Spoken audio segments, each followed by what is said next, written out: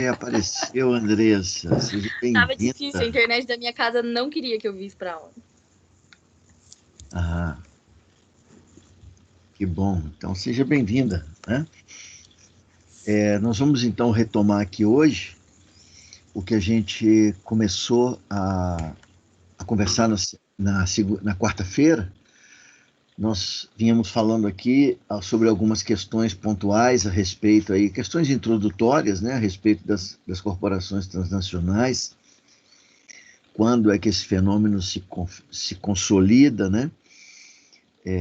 De onde as empresas procedem, ou pelo menos a maioria delas, né? Quais são os meios que elas têm para se internacionalizar, tanto esses meios aí, a gente falou sobre meios, recursos, né, em termos de recursos, mas também em termos de formas, né, de internacionalização. E pontuamos aqui algumas consequências, evidentemente que de uma maneira assim, muito preliminar ainda, consequências sobre a internacionalização de empresas, né? Enfim, e hoje nós vamos retomar, então, eu vou disponibilizar aqui na tela para a gente poder acompanhar a continuidade do texto. Nós vamos, então, começar aqui pensando um pouquinho, conversando um pouquinho sobre estratégias das empresas multinacionais, né, em sua política de internacionalização. Então, veja, o processo de internacionalização de empresas, né, é um processo, é algo extremamente refletido e pensado, né, pelas grandes corporações transnacionais, pelas grandes empresas, né? Evidentemente que é diferente, né, dos investimentos que a empresa realiza no próprio país. Para começo de conversa, uma empresa que pretende se internacionalizar, ela precisa começar a decidir a sua decisão pelo mercado onde ela vai se introduzir, né? E para fazer isso, ela precisa de levar em consideração uma série aí de critérios que permita tomar a decisão certa, né? Não é a mesma coisa a empresa investir em um outro país latino-americano, ou investir na Ásia, ou investir em outra parte do mundo qualquer, né? Então, critérios são necessários de serem observados para que as empresas possam tomar aí as decisões acertadas, né?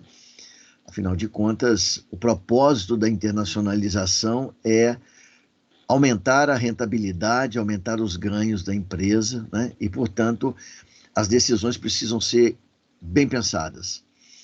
E eu listei aqui alguns dos critérios que as empresas geralmente levam em consideração, sejam elas de que país forem, né?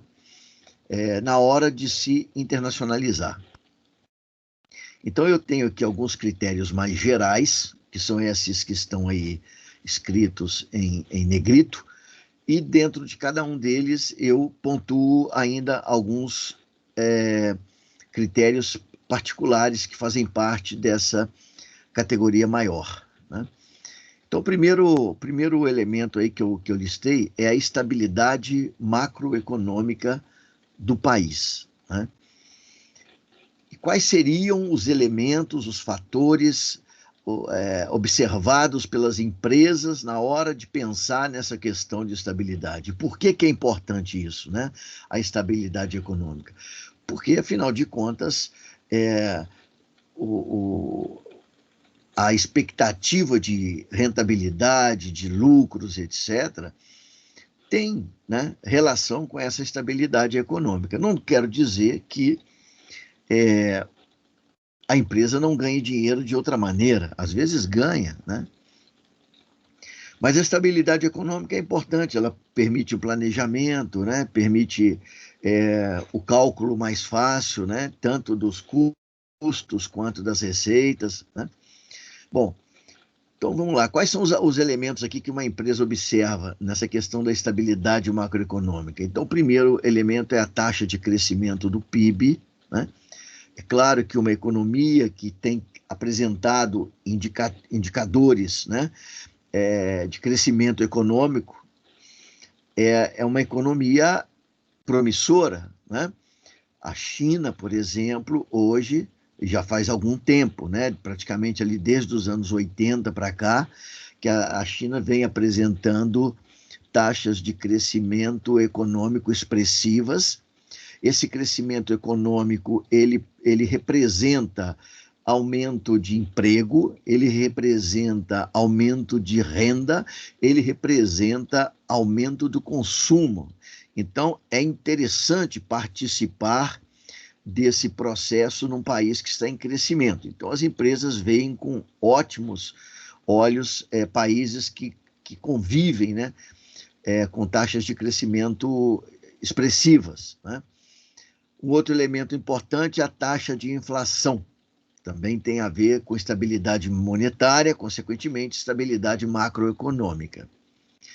A taxa de inflação, ela tem uma importância grande, principalmente para as empresas que, ao se internacionalizarem, elas ambicionam transformar aquela nova planta produtiva, por exemplo, em um polo de exportações, não exclusivamente, mas também, né?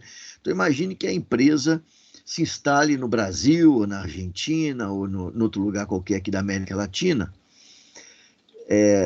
Por que, objetivando, evidentemente, exportar para os demais países, né, do continente, né?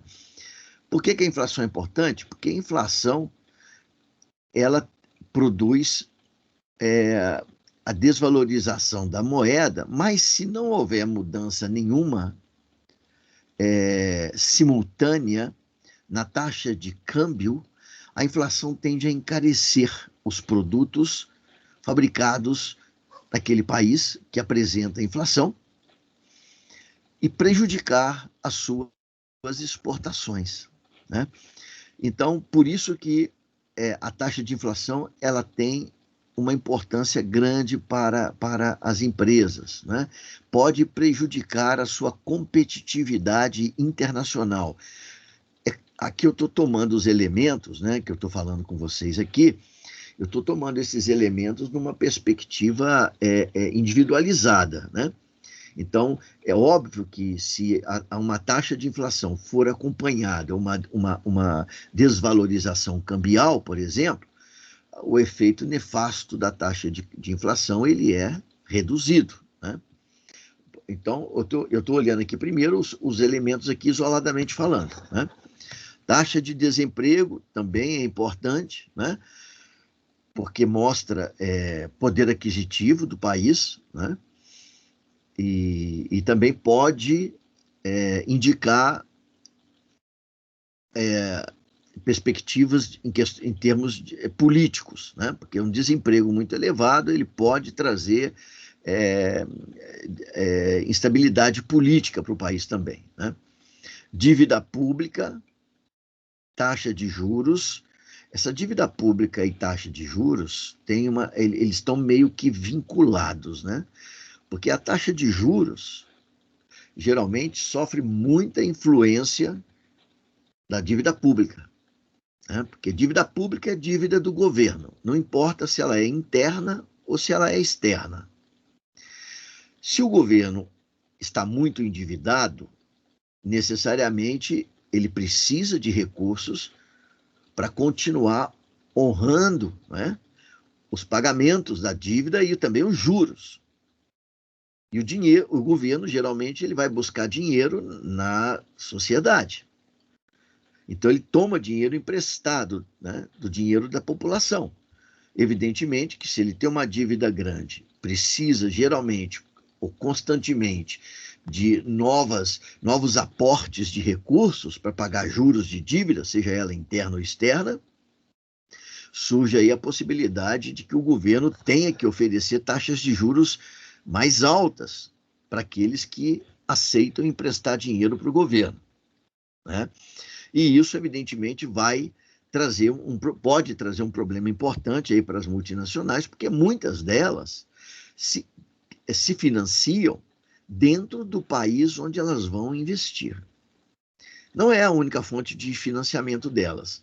Elas também podem se financiar com empréstimos no país das matrizes. Então, a matriz pode tomar dinheiro emprestado, por exemplo, nos Estados Unidos, ou num país da Europa Ocidental, ou no Japão, onde as taxas de juros geralmente são muito baixas, e transferir esse empréstimo, né, para a filial. Pode fazer.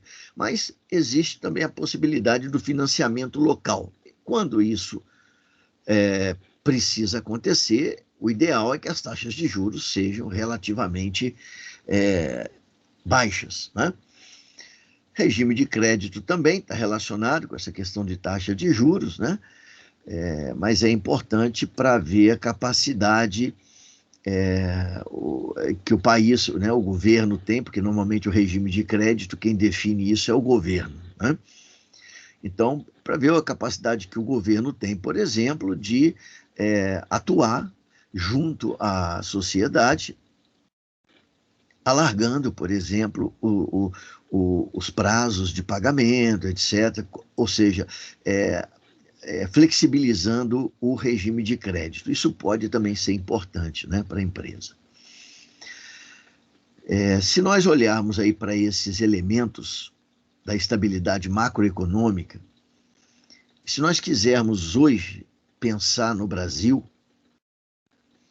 para saber se o nosso país hoje é um país atrativo em termos de captação, né, de investimentos estrangeiros, pelo menos no que diz respeito à estabilidade econômica, a nossa situação não é muito boa, né? O Brasil vem convivendo já pelo menos aí desde 2015, 2016, né, para cá, com taxas de crescimento muito baixas, alguns anos inclusive com taxas negativas. O desemprego tem sido alto, né? Eu tô excluindo aqui essa situação da pandemia desse ano de 2020, porque isso aí é uma situação anômala, né? Mas o país já vinha com problemas de crescimento econômico, já vinha com uma taxa elevada de desemprego, né? A dívida pública brasileira é uma dívida muito elevada, né? A prova disso foi a reforma da Previdência Social, que tinha a ver diretamente com essa questão da dívida pública, né? Vocês devem ter ouvido, inclusive na televisão, alguns políticos, ao falar da reforma da Previdência, que aconteceu o ano passado, eles dizerem que ou fazemos a reforma da Previdência ou o governo não terá condições de pagar as aposentadorias daqui a algum tempo. Portanto, isso tem a ver diretamente com o peso que a dívida pública tem no orçamento público, que impede o governo de ter dinheiro para outras coisas. A taxa de juros no Brasil, ela é alta, né? Ela hoje, se a gente comparar a taxa de juros do Brasil, não vou dizer de hoje, né, porque a pandemia efetivamente tem desempenhado aí um papel importante, mas se a gente pegar a taxa de juros, por exemplo, do final do ano passado, mesmo que ela não seja uma taxa muito alta em comparação com as taxas de juros históricas do Brasil, ela era alta em termos relativos, ou seja, comparada com as taxas de juros de outros países no mundo, inclusive subdesenvolvidos, né? E a taxa de inflação, essa aí, no nosso caso, ela anda mais controlada, né? Anda um pouquinho mais controlada. Mas os outros indicadores aí dessa estabilidade macroeconômica no Brasil, de modo geral, são ruins atualmente, né, nesse ano de 2020. O risco país, né? O risco país, isso é um conceito que foi criado e ele se relaciona muito fortemente com condições infraestruturais do país, né? Infraestrutura econômica, né? E também com as relações exteriores, econômicas também, né? Relações econômicas exteriores do país, né? Então, veja, o primeiro elemento aí que as empresas multinacionais observam no tocante ao risco país é o balanço de pagamentos, né?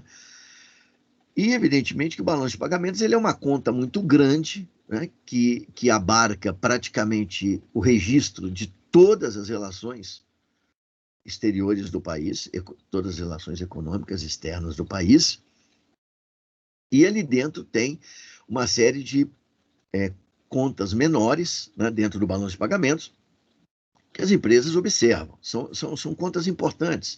O balanço de pagamentos, ele, assim, grosso modo, ele mostra para nós se esse país é um país, se essa economia ela é sustentável ou não, né? Porque um balanço de pagamentos negativo, deficitário, diz que o país vive uma situação de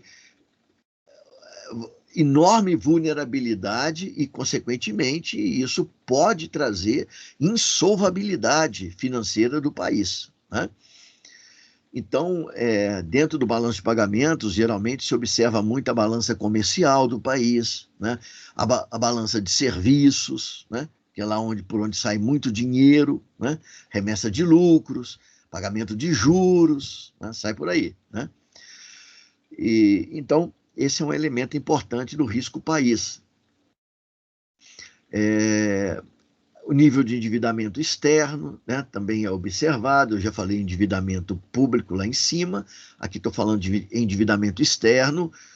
É bom lembrar que o endividamento externo ele pode ser público ou privado, né? Política cambial, né? Política cambial, é como eu já tive a chance de comentar lá, quando falei da taxa de inflação.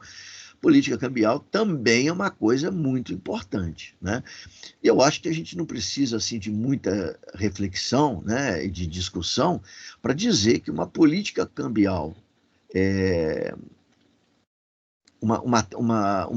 uma taxa cambial interessante, adequada, desejada para um país, é uma taxa estável, né? Porque variação de taxa cambial reflete variação de preços relativos entre a economia do país e a economia dos outros países do mundo, né? E isso pode ser um elemento de instabilidade, talvez, para a economia do país e, consequentemente, as empresas multinacionais podem ser afetadas por isso, né? No Brasil, por exemplo, recentemente, se vocês acompanharem digamos, último ano, né, tem havido uma desvalorização permanente, né, da nossa moeda, né? Por exemplo, de 2016 para cá, o dólar valia alguma coisa em torno de aproximadamente R$ 3,50 e hoje está com mais de R$ 5, né? 5 e não sei quanto, né? Então veja que é uma desvalorização expressiva, né? Isso, de certa forma, se nós pensarmos do lado das exportações, pode parecer, né, que ajuda, na medida em que os produtos fabricados no país podem ser vendidos mais baratos no exterior. Mas é bom não esquecer também que, no que diz respeito às empresas multinacionais, é essa taxa de câmbio que elas vão ter que pagar depois, quando quiserem remeter lucros para o exterior, porque os lucros vão em dólar.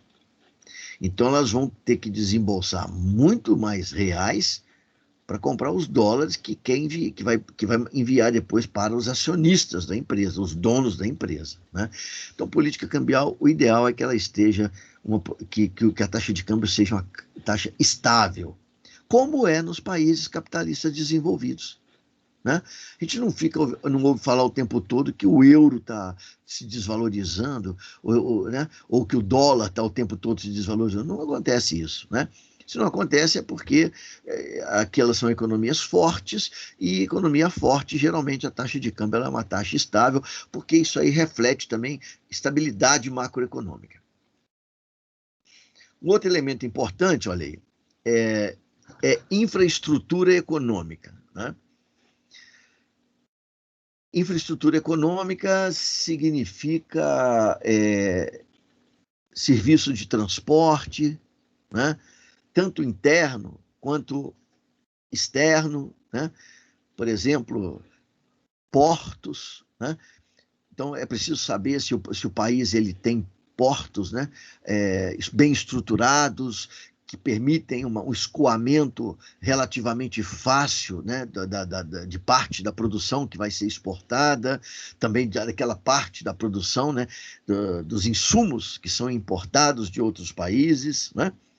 Além disso, esses portos eles precisam estar ligados aos principais centros de produção. Então, precisa saber se existem estradas, principalmente ferrovias, né, que conectam os portos aos grandes centros de produção, né, os grandes centros industriais, né? Isso aí diz respeito a sistema de transporte, a infraestrutura de transporte. Isso é considerado infraestrutura econômica. É um aspecto observado também pelas empresas multinacionais. Existe também a infraestrutura de telecomunicações, né? Principalmente nesses dias que nós vivemos aí, serviços de telefonia, serviços de rede 4G, 5G, sei lá, né? Porque existe todo um processo de comunicação, né? Que praticamente funciona o dia inteiro entre as empresas. Então, uma empresa, uma filial aqui no Brasil, vamos supor, uma filial no Brasil pode estar em contato o tempo todo, por exemplo, com uma outra filial da mesma multinacional, às vezes na Argentina ou às vezes no outro continente, né? E nessa hora que a gente sente, né, a debilidade, né, do Brasil, porque a nossa infraestrutura em telecomunicações ela ainda é precária, né? A ponto de vez em quando, cair, inclusive aqui a rede que nós estamos aqui nos reunindo, e nós temos que parar a nossa reunião para esperar que a coisa retorne, né? Além disso, evidentemente que hoje existem alguns instrumentos, né, que tornam mais barata a comunicação entre pessoas e empresas.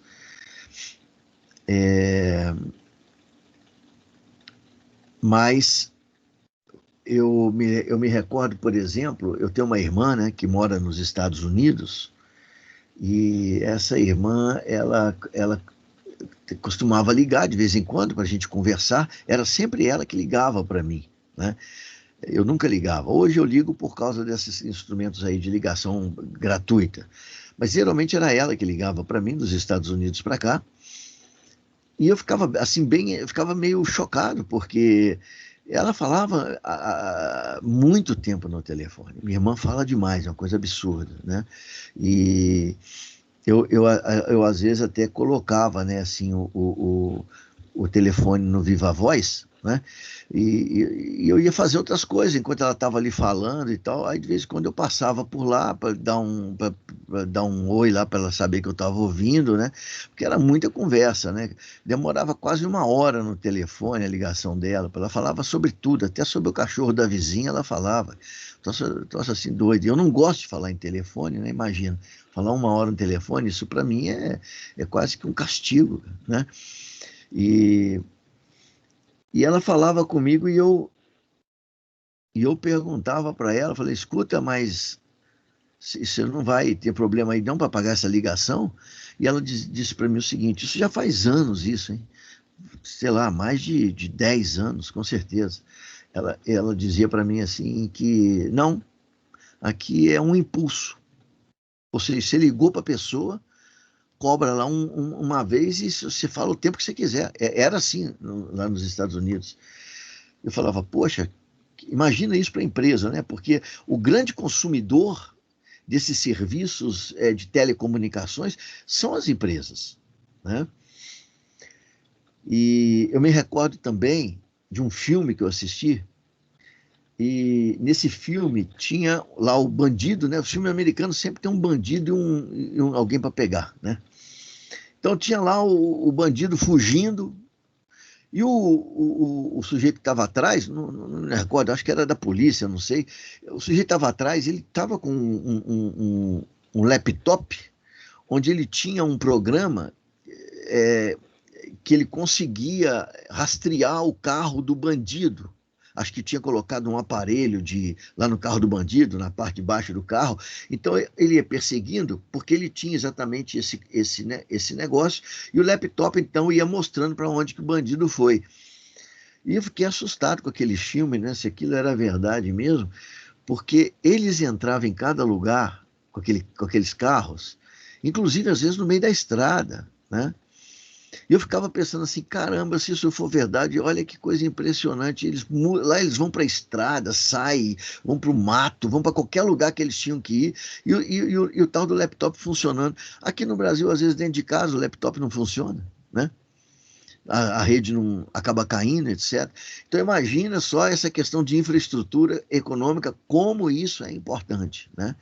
Isso tem a ver um pouco com economias externas, né? Economias externas, porque o serviço de telecomunicação não é exatamente algo que é feito por uma empresa, ela não produz isso, né? Mas ela se utiliza disso, né? Então, quanto melhor forem esses serviços, quanto mais baratos forem também, melhor, né? Porque ela vai ter ganhos de poder se aproveitar, de poder se utilizar de uma série dessas infraestruturas, por exemplo, né?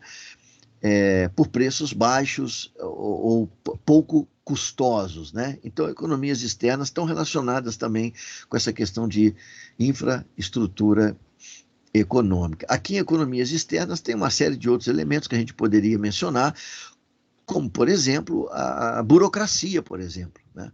Como se resolvem as coisas no país, porque isso não é problema da empresa ali, não está dentro da produção dela, não está dentro da atividade específica dela. Mas se ela tiver um problema, ela vai ter todo um transtorno burocrático para resolver esses troços, às vezes tendo que apelar para órgãos públicos, ministérios, secretarias de Estado, etc. E tudo isso leva tempo. Resta saber se leva pouco tempo, se resolve rápido ou se a coisa é facilmente solucionada. Isso também tem a ver com economias externas. E política fiscal, né? Principalmente aplicável ao investimento externo, né? Bom, esse tópico aí, ó, risco país, se nós olharmos para a situação do Brasil de hoje, nós vamos perceber que o Brasil tem um endividamento externo, mas não é muito alto, né? A questão do câmbio no Brasil, da taxa de câmbio, é ruim, porque nós temos uma taxa de câmbio muito instável, né? A infraestrutura econômica do Brasil é ruim, né? É ruim, né? E compensação, a política fiscal ela é muito generosa com investidores estrangeiros, né?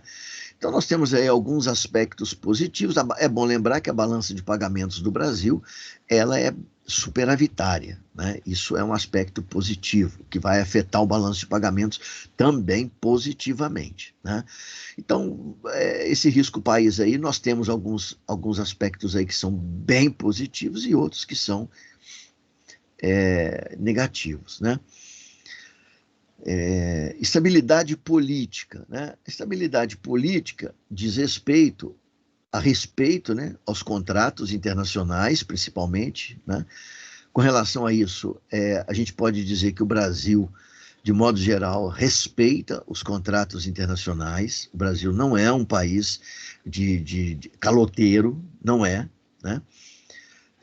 Ou de não cumprir os acordos internacionais, muito pelo contrário, né?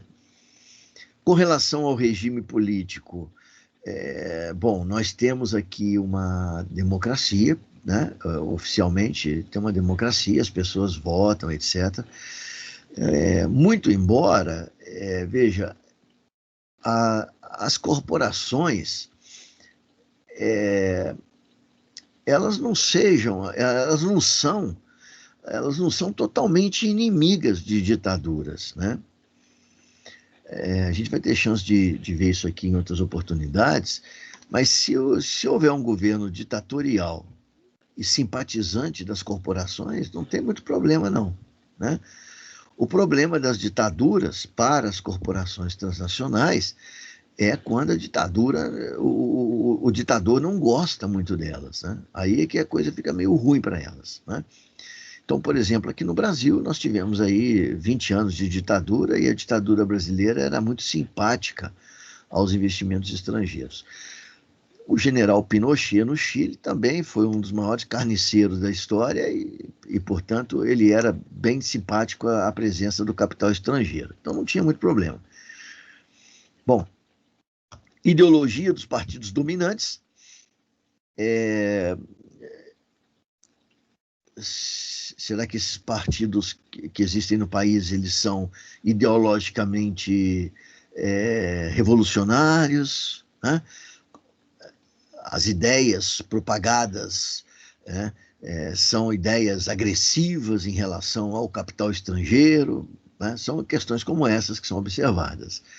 O clima político em relação ao investimento exterior também está relacionado também, de certa forma, e está bem próximo dessa questão da ideologia dos partidos dominantes, né?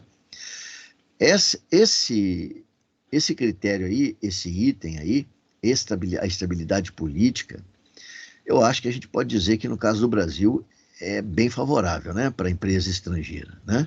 O Brasil respeita as leis, geralmente nós temos aqui um regime geralmente democrático.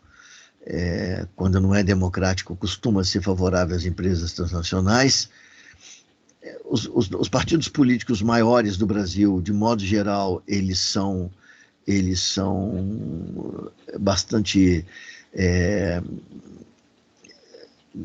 digamos assim, ponderados, né? Eu não vejo aí hoje nenhum partido propondo uma revolução, né? Um processo de transformação violenta da sociedade, né? E o clima político em relação ao investimento estrangeiro também é muito positivo no Brasil, né? Sempre foi e continua sendo, né? O brasileiro, inclusive, né, de certa forma, ele é muito favorável, né, geralmente, aos produtos estrangeiros, né? Então, esse item C aí é um elemento bem favorável que o Brasil apresenta. As condições socioculturais do país, né? Porque são importantes. Então, entra aí a questão do nível de renda. Isso tem a ver com, não só com o poder aquisitivo da população, mas tem a ver também com pauta de consumo, né? Então, por exemplo, se o país possui um nível de renda média considerado bom, significa que esse país não apenas deve ter um padrão de consumo expressivo, deve ter um mercado expressivo, consumidor, né? Mas, além disso, deve ser um mercado que consome, inclusive, produtos de alta tecnologia, né? Não adianta, por exemplo, uma multinacional que trabalha, por exemplo, com produção de carros, automóveis de qualidade sofisticada e tudo mais, ir para um país produzir carros, né, num país onde a renda é muito baixa, onde as pessoas não têm sequer acesso, né? Se não todos, pelo menos uma parcela expressiva da sociedade não tem acesso sequer à aquisição desses veículos, né? Então, a renda é importante sobre vários aspectos, né? Isso aí no Brasil hoje, por exemplo, eu diria que é um ponto assim, mediano, né? Por que que não é péssimo? Porque o problema é que no Brasil, né, existe uma elevada concentração da riqueza, né? Então você talvez tenha aí uma população de uns 15%, mais ou menos, da população brasileira, que tem um nível de renda alto, né? Enquanto os outros 85% ou têm uma renda média ou baixa, né? Ou muito baixa, né?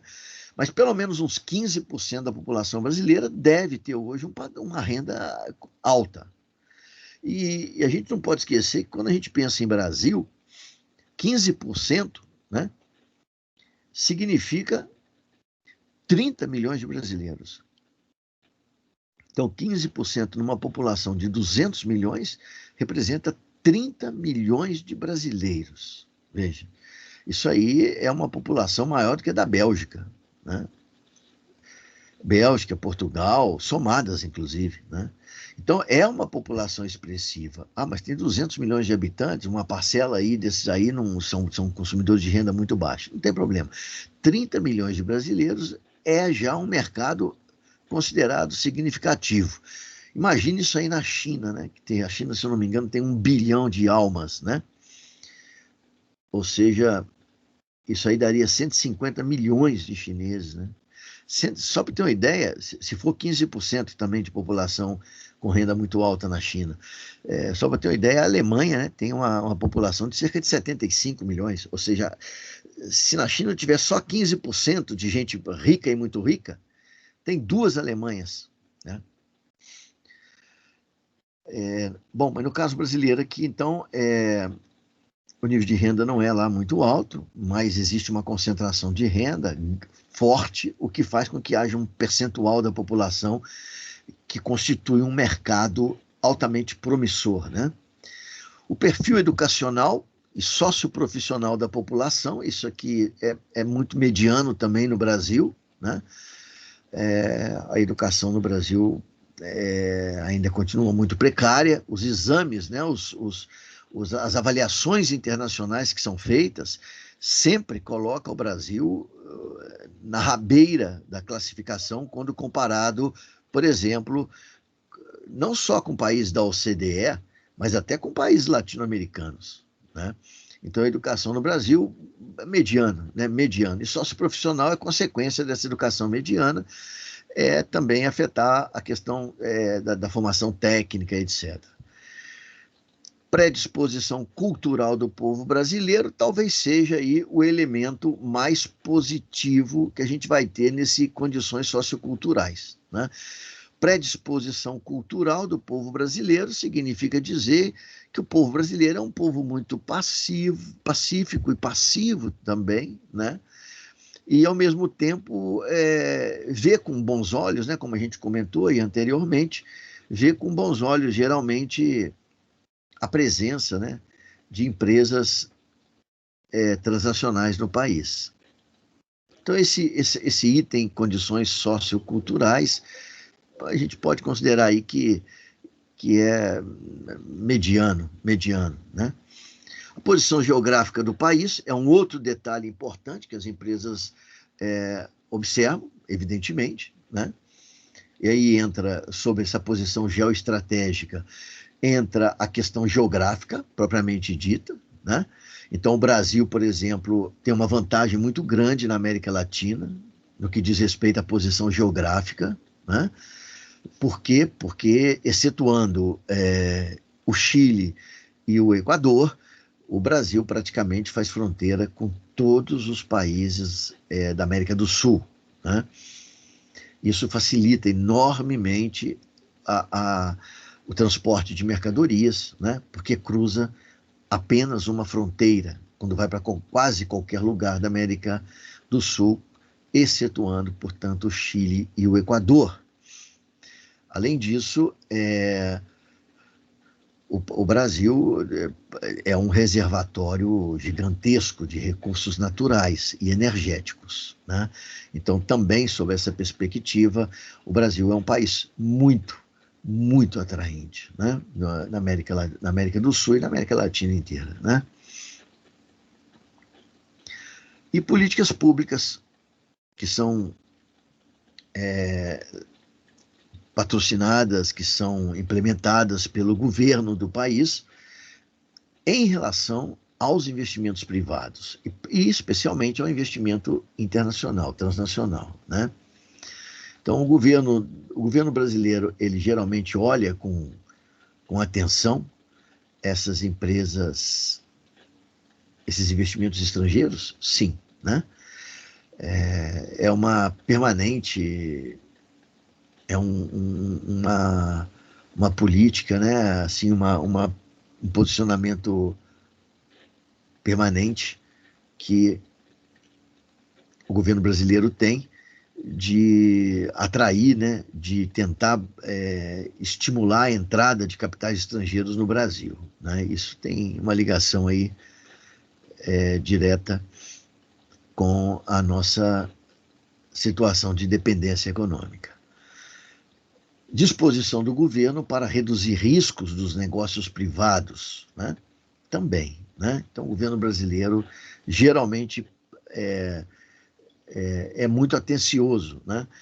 No que diz respeito ao investimento privado, né?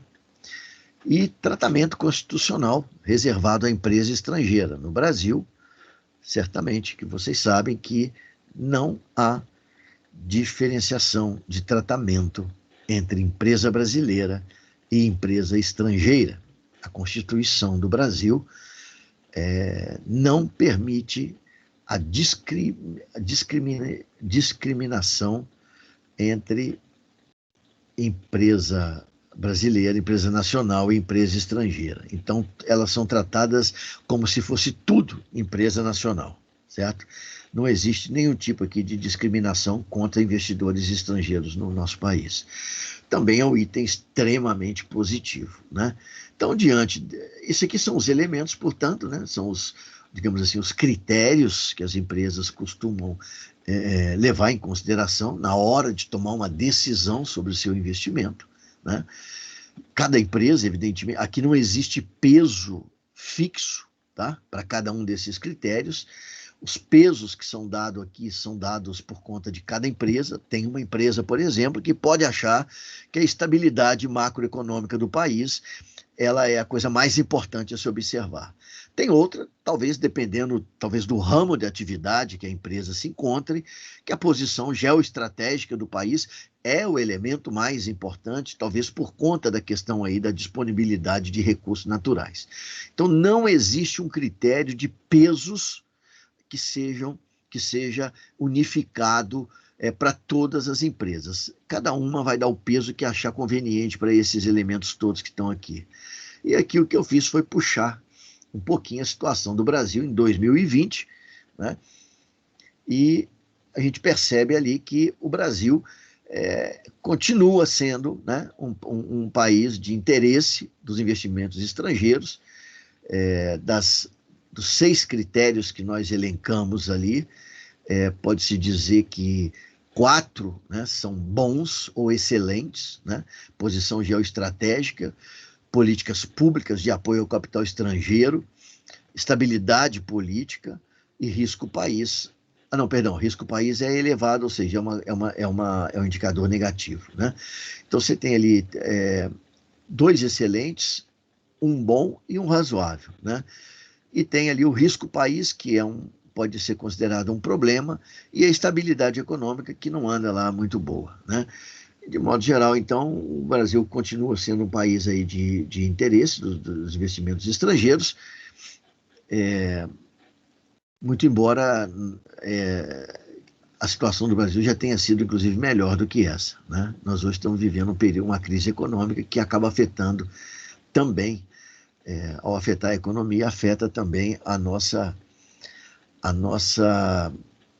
atração, né, pelos investidores estrangeiros. Bom, eu quero ainda falar, ainda hoje aqui, um pouquinho sobre o conceito, né, dessa empresa aí transnacional. Nossa disciplina leva o nome de empresas transnacionais, mas tem autores que se referem a essas empresas como multinacionais, e tem autores que se referem a essas empresas com outros adjetivos, né? Então,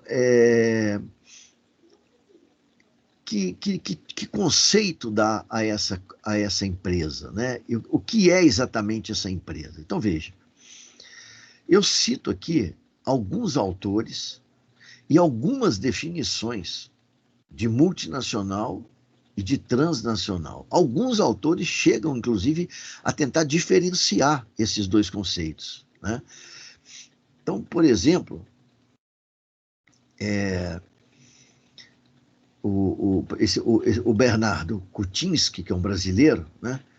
Ele menciona que esse conceito de empresas multinacionais surgiu na década de 60, através do trabalho de um economista norte-americano chamado David Lilienthal, né?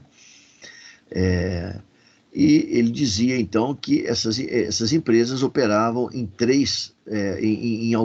tinha sede num país e operava em três ou mais, em pelo menos três países, né? Era uma definição que ele dava. Não sei por que não podia operar só em duas, não me pergunte isso porque eu não sei. Ele definiu como sendo em três ou mais, né?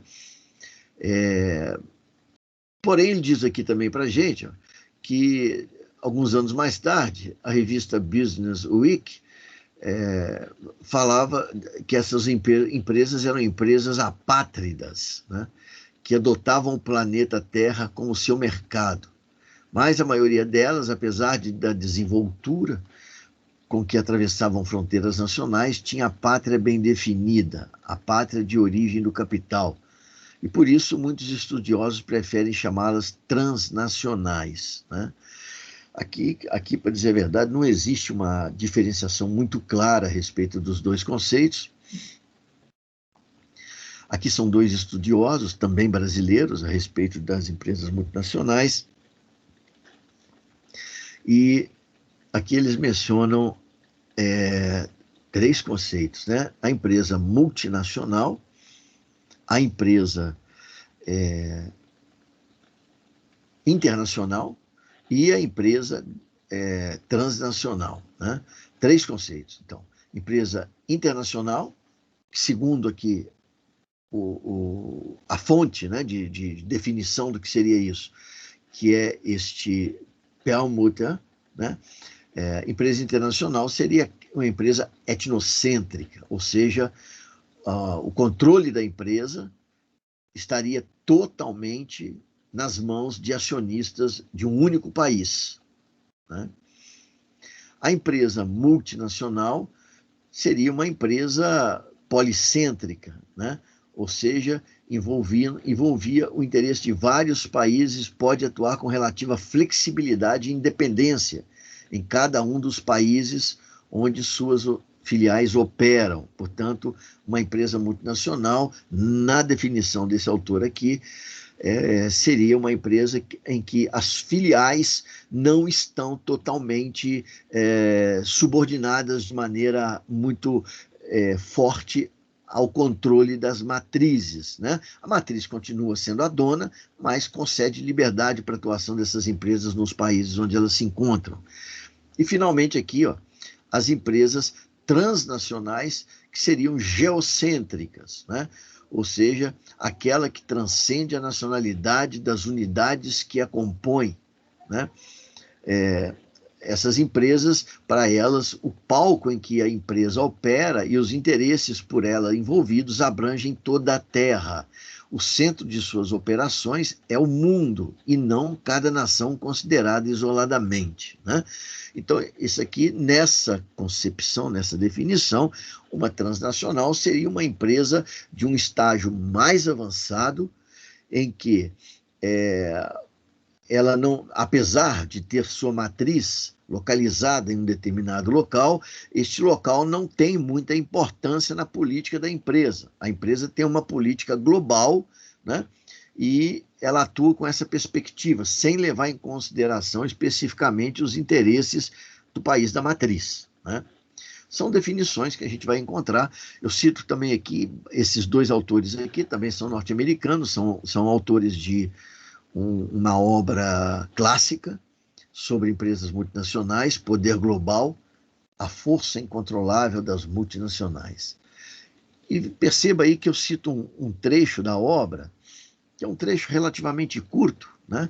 E nesse trecho, eles usam 4 conceitos para falar da mesma coisa, né? Então eles dizem, os homens que dirigem as empresas globais. Esse é um conceito diferente, né? Mas não tem uma explicação muito clara sobre isso no texto deles. Apenas o conceito é usado. Eles continuam lá, a empresa global prefigura uma autêntica economia mundial, ou o que o consultor de empresas Peter Drucker chama de shopping center global, e está conseguindo isso, segundo Jack Moisson Rouge, simplesmente fazendo a coisa, fazendo o que surgiu naturalmente na perseguição de seus legítimos interesses empresariais. A ascensão da empresa planetária, veja, a empresa global virou agora empresa planetária. Está produzindo uma revolução organizacional. Com efeito, o aspecto mais revolucionário da empresa mundial, então empresa global, empresa planetária, empresa mundial, a designação popular da companhia planetária é empresa multinacional. Nesse livro, procuraremos evitá-la, porquanto ela sugere um grau de internacionalização da administração, para nada dizer da propriedade acionária, que não é exato. Bom, de qualquer maneira, o autor usa aqui 4 conceitos diferentes para falar da mesma coisa, né? Aqui Samuel Huntington, que escreveu uma obra sobre, na verdade ele não falou sobre empresa transnacional, ele falou sobre organização internacional e organização transnacional. Ele chamou de organização internacional aquelas que são construídas pelos estados, né? Então, é o resultado de alianças, acordos internacionais. Por exemplo, as Nações Unidas é considerada uma organização internacional, né? A OEA também é considerada uma organização internacional. Mas a empresa, né, seja ela multinacional, planetária, mundial ou global, essa é por ele chamada de organização transnacional, né?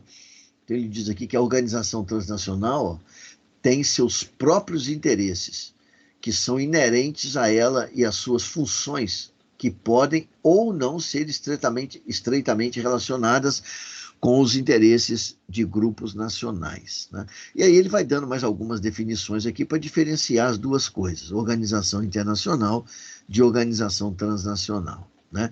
Finalmente, eu cito aqui, essa pesquisadora, que vai dizer para nós o seguinte, em uma das obras dela, onde ela fala exatamente sobre investimentos estrangeiros. Ela diz o seguinte: o cenário torna-se ainda mais complicado quando identificamos que pesquisadores de diferentes áreas e também dentro das áreas específicas tratam indistintamente empresas como internacionais, multinacionais, globais ou transnacionais. De fato, as definições são confusas, né? E aí ela cita mais um pouco aqui, algumas questões aqui, que a gente não precisa ler necessariamente, depois vocês vejam com calma em casa. Mas então ela está deixando claro aqui para a gente que não existe consenso na literatura econômica nesses nomes, nesses adjetivos que são usados para elas, né? Então, para falar sobre a mesma empresa, tá?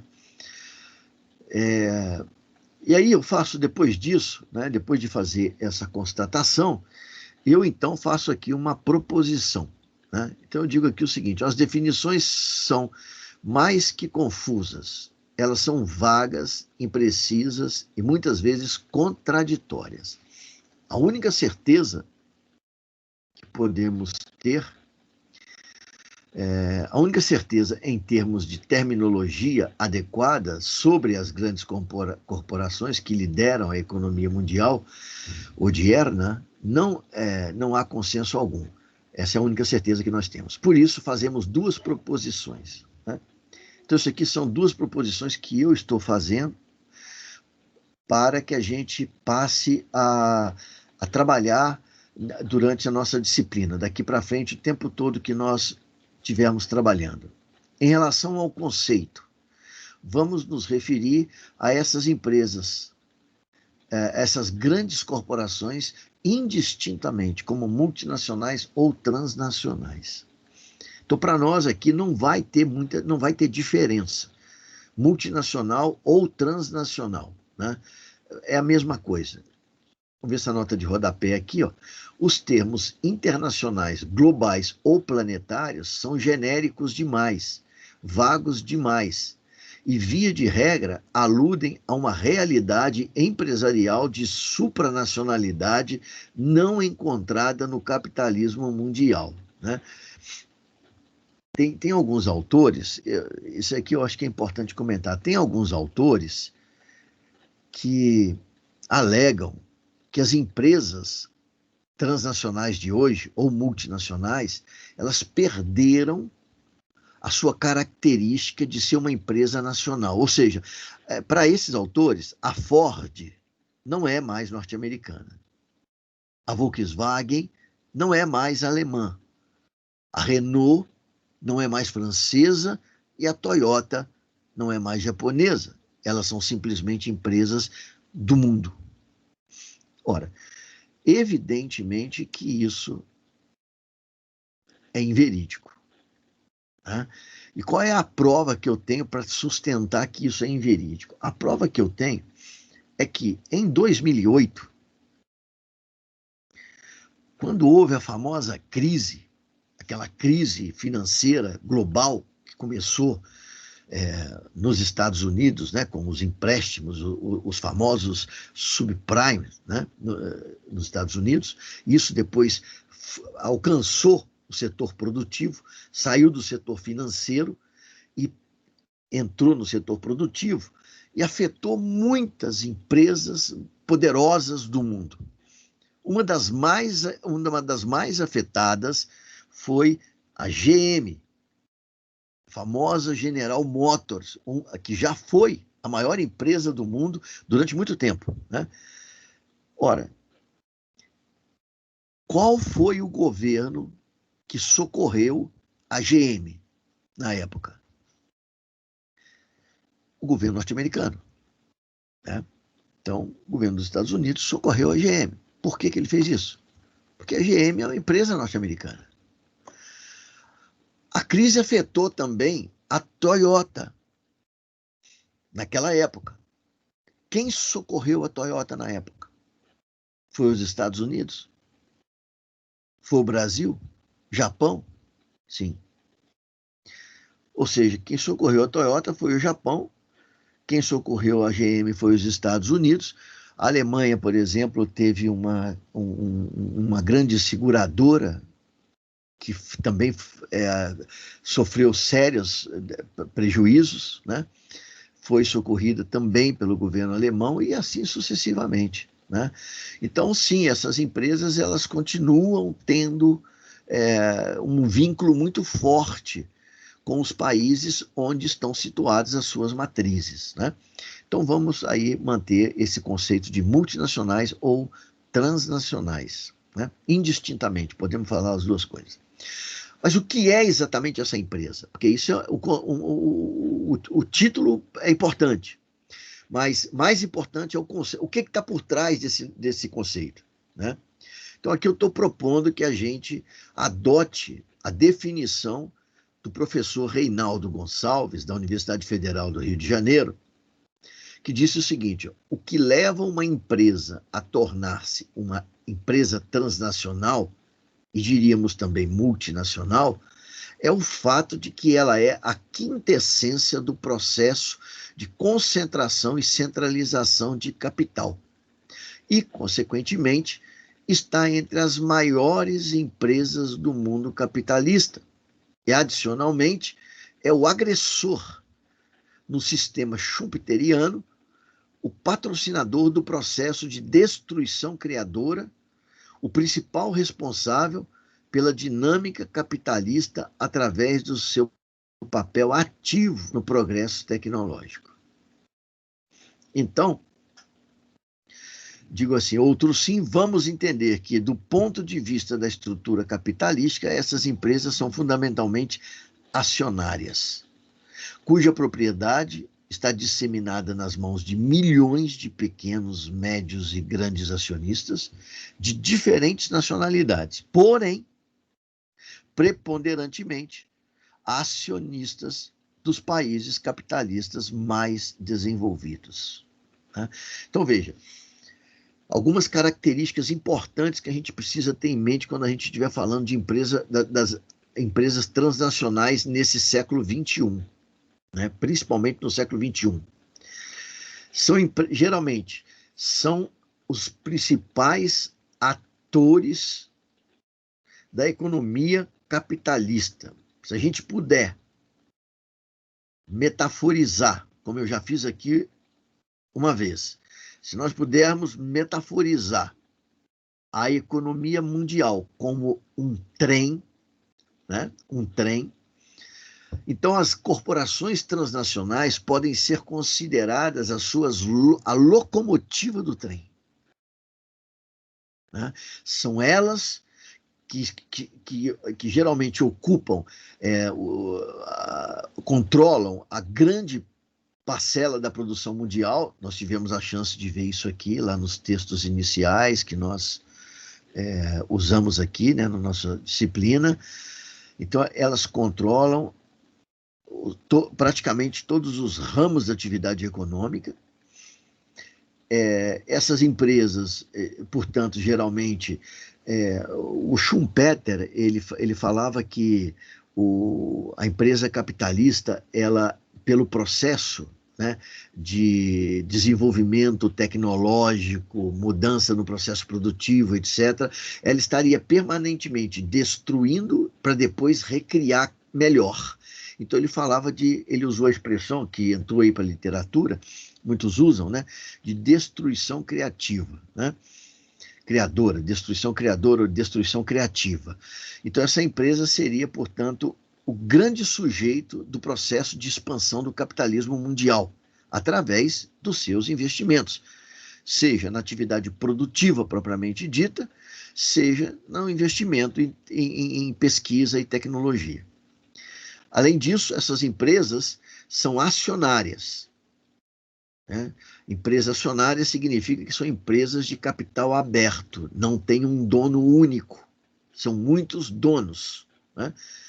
Se você hoje tiver recursos disponíveis, eu, você, qualquer um de nós tivéssemos recursos disponíveis para fazer investimentos, aplicação principalmente no mercado de capitais, nós podíamos, por exemplo, pedir ao gerente do banco, do nosso banco, que comprasse ações da Volkswagen, por exemplo, ou que comprassem ações de uma outra empresa qualquer, da Microsoft. Hoje, qualquer pessoa pode comprar ação, geralmente, de qualquer empresa. Não tem mais nenhum tipo de restrição. Isso teve num período recente, mas não existe mais. O tempo todo vocês ouvem falar que a Bolsa de Valores no Brasil está operando em alta, está operando em baixa. Isso significa compra e venda de ações. Compra e venda, compra e venda, compra e venda. E muitas vezes essa compra e venda ela é feita por investidores estrangeiros, que compram hoje e vendem amanhã. Então, são empresas acionárias, mas isso que eu escrevi aqui no final é importante. A maioria dessas grandes corporações são concentradas nas mãos de investidores dos países capitalistas desenvolvidos. né? Ah, mas por quê? Né? Você pergunta, por quê? Isso não é um posicionamento ideológico, professor? Não, não é um posicionamento ideológico. Nós vimos aqui, nos textos iniciais, que 90% aproximadamente da renda ou da riqueza mundial está nos países capitalistas desenvolvidos. E essa riqueza está na mão de pessoas ou de grupos econômicos.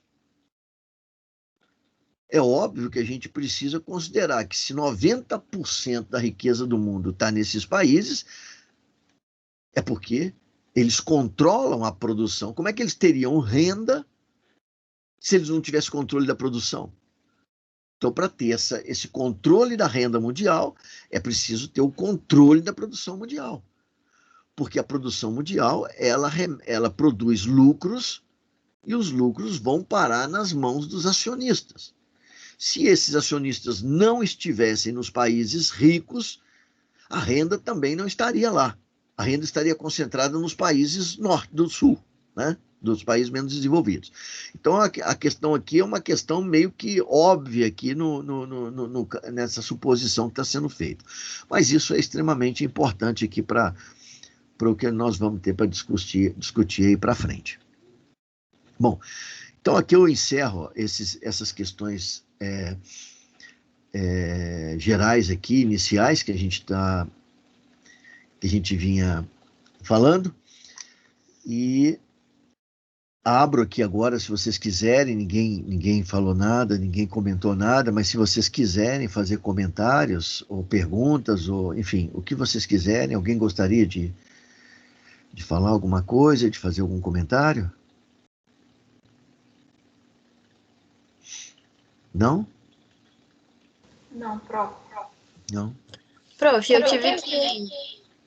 Oi? Eu não sei se você sabe, mas eu estou fazendo TCC e eu tive que falar bastante sobre empresas transnacionais, né? Opa, E eu queria ter tido essa aula antes. mas não dá para acrescentar lá? Tá, claro que dá. Já estava precisando O seu atenção. TCC é sobre o que mesmo, Ale? É sobre o que mesmo o seu TCC? É sobre os impactos ambientais Andressa. da indústria da moda. E aí, no primeiro capítulo, eu Ah, falo bastante sobre indústrias e por que as empresas transnacionais são importantes para o sistema internacional. E aí, eu falei bastante sobre isso. então você vai ver ainda coisas aqui interessantes. Sim. Mas ainda dá tempo. Ainda não está finalizado, dá tempo. Não, então certamente você vai, eu espero que dê tempo lá de você acrescentar lá, porque nós vamos falar, inclusive, um pouquinho das transformações, né, pelas quais passaram as empresas, as grandes empresas, de um modo geral, né, e a gente vai mostrar que nesse início de século XXI, as empresas passaram assim, a última grande transformação, do ponto de vista organizacional, é o que a gente tem visto com o nome aí de terceirizações, né? Então, se até, sei lá, eu sou de uma geração que empresa multinacional ela tinha filial no país, mas hoje isso já não existe mais, né? Muitas estão deixando de ter e outras deixarão em breve. Então, por exemplo, exatamente no ramo da moda, foi o ramo pioneiro nesse processo de terceirizações. Então, as empresas pularam fora do país e transferiram a produção, a responsabilidade pela produção, para agentes terceirizados que eram locais, né?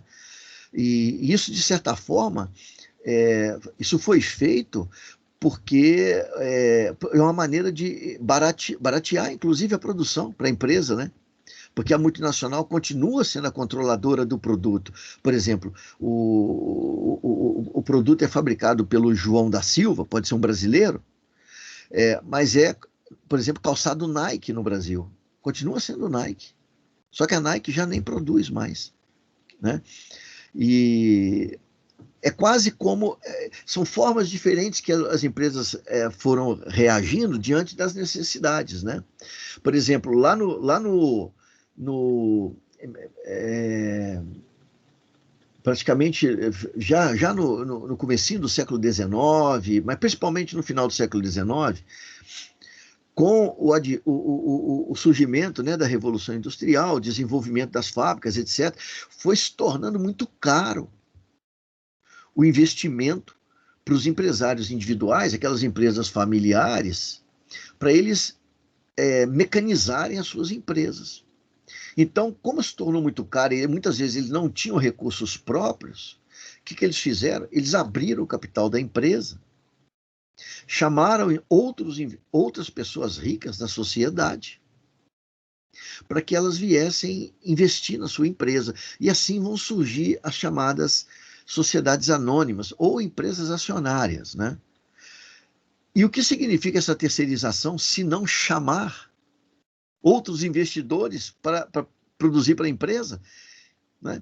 Imagina, eu aqui no Brasil, se eu quisesse, por exemplo, ter uma loja McDonald's, só um exemplo assim, bem simples. Se eu quiser ter uma loja McDonald's, eu tenho que entrar com meus recursos pessoais.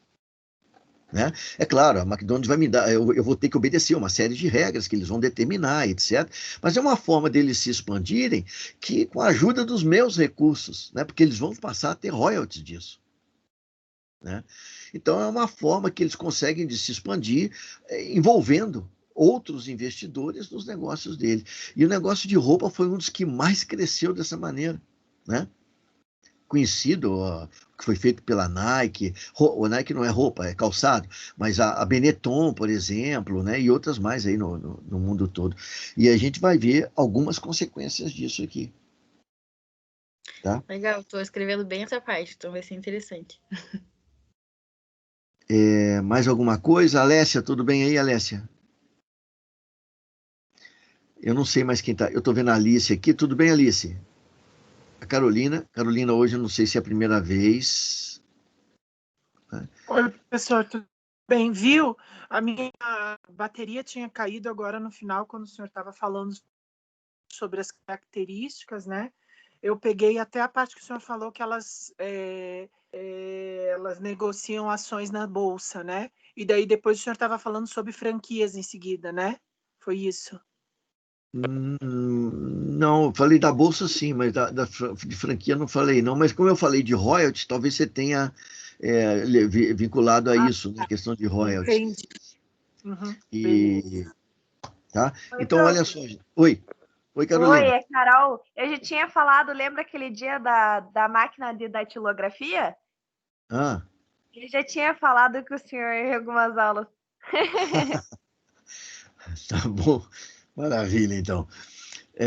Gente, então, olha só, não se esqueça dos grupos que tem lá, né, para semana que vem já. Na quarta-feira tem o primeiro grupo, na sexta tem o segundo. Os textos já estão disponíveis até o grupo número 4, que pega a semana que vem e pega outra semana também, né? E eu estou concluindo lá os textos para ver quais que eu disponibilizo para os 2 últimos grupos. Então, basicamente, é isso. Eu não sei se mais alguém gostaria de fazer algum comentário. Ô, professor, uma pergunta constante na sala foi quando o senhor ia disponibilizar os outros textos. Então, acho que até semana que vem o senhor disponibiliza? Sim, com Tá. certeza. Eu acho que até o final dessa semana eu ainda disponibilizo, tá? Tá bom, tranquilo. Os que faltam, tá Uhum, bom? tá bom. Então, gente, se não temos mais nada aqui para a gente falar hoje, agradeço mais uma vez vocês, particularmente aqui as minhas companhias aqui, para não me deixar sozinho aqui, né? A Alessia, a Andressa, Letícia e todos os demais, né? E que vocês tenham aí um ótimo final de semana e a gente se vê então na quarta-feira da semana que vem. Beleza? Tchau, prof. Bom final de semana. Boa semana, professor. Muito obrigado. Obrigada, bom fim de semana, prof. Obrigado, igualmente para vocês. Tchau, tchau. Tchau, tchau. Boa noite. Tchau, professor. Obrigada. Bom final de semana e até quarta.